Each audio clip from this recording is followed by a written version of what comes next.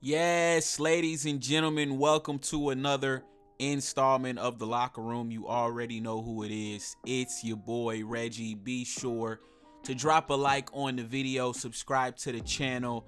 Let's go ahead and get into this topic, right? Now, we produced a live show earlier today talking about Henry Blackburn and the hit he laid on Travis Hunter, right?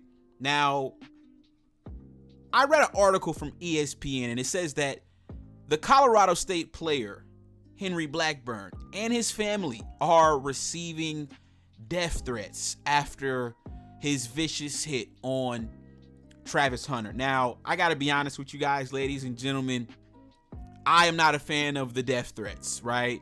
I do think the hit was dirty, but I think death threats were going a little bit too far, right? But you guys can let me know your thoughts in the comment section down below. Now, Jay Norvell, the head coach for Colorado State, he had this to say about the death threats. And I'm very concerned for our kids. These are 18 to 22-year-old kids.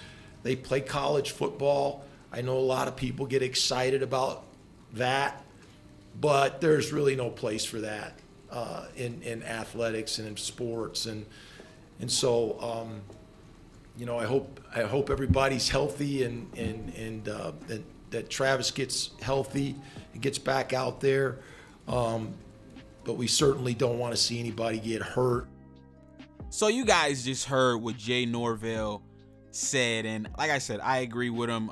Even though I wasn't rooting for Colorado State, like I said, bro, I think death threats are a little bit excessive. Now, should he have been ejected from the game? Absolutely.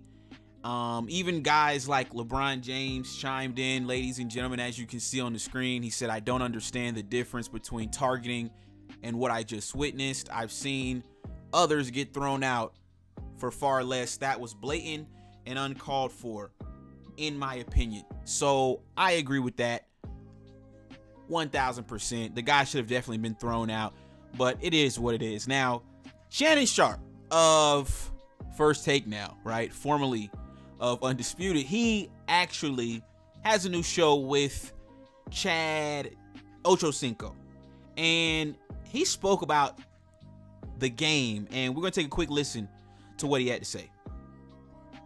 One of the best games that I've seen in a very long time. Mm-hmm. You know, you say 17 penalties for 182 yards. Yes, one of two things is going on here, Ocho. Either you're coaching it or you're condoning it. Mm-hmm. Which is it, Jay Norvell? There's one.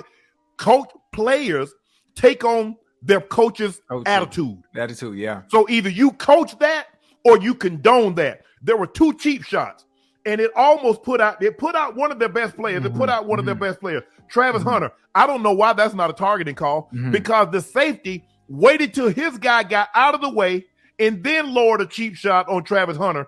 And then we saw the defensive end, Kamara, basically bear hug after the ball is thrown, pin him.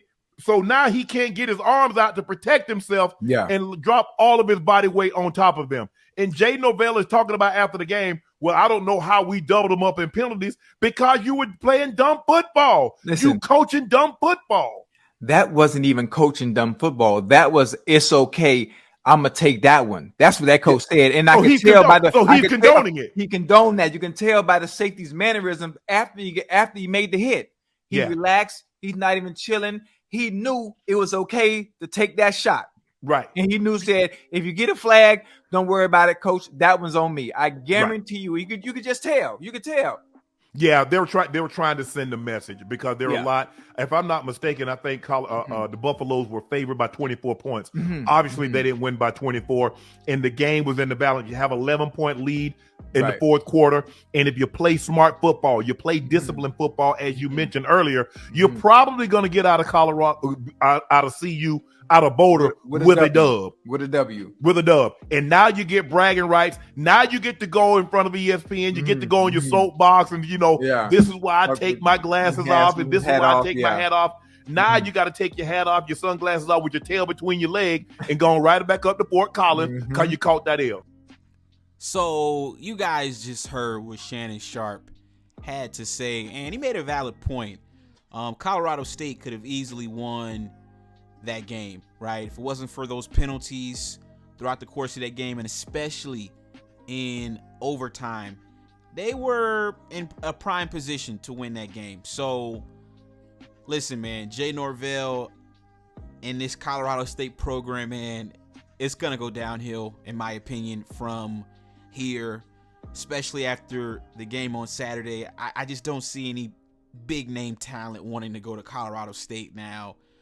This is just a bad look. You know, you got one of your players out here receiving death threats, ladies and gentlemen. This is crazy. I don't think I've ever heard of anything like this in all my years of watching college football. Now, the one thing that I will say, though, right, if you guys don't know, Travis Hunter will be out 3 to 4 weeks with a lacerated liver. So keep Travis Hunter in your prayers. I actually saw him on Twitter. I believe he was on Twitch or something. I'm not sure, but he seems to be in good spirits. He said that, you know, these things happen in football. You just got to get back up and keep it pushing. So he should be back on the field really soon, ladies and gentlemen. But the one guy that, in my opinion, has to step up in Travis Hunter's absence, that has got to be Shedeur Sanders. Now, ladies and gentlemen, in my opinion, Shedeur is probably leading the race for the Heisman right now, and they take on Oregon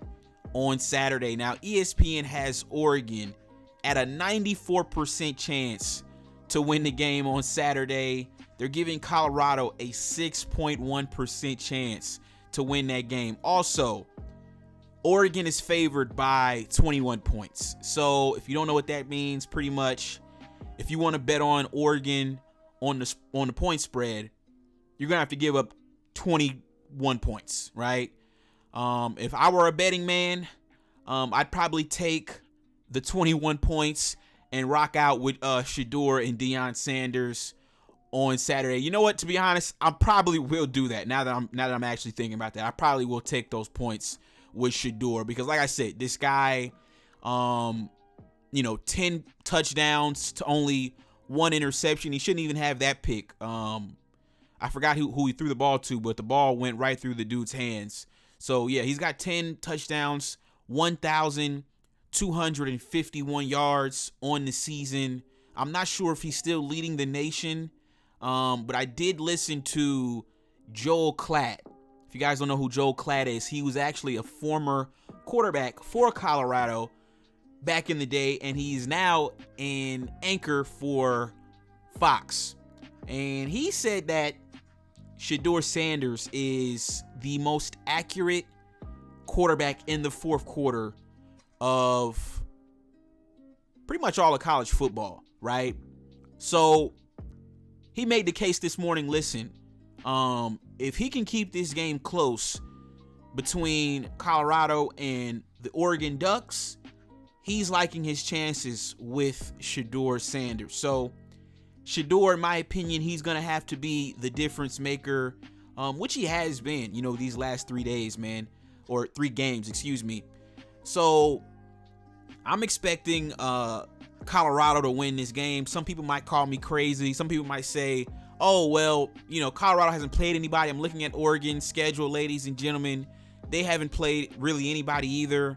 They played Portland State in their first game, Texas Tech, and Hawaii. So this will be Oregon's first ranked opponent this season.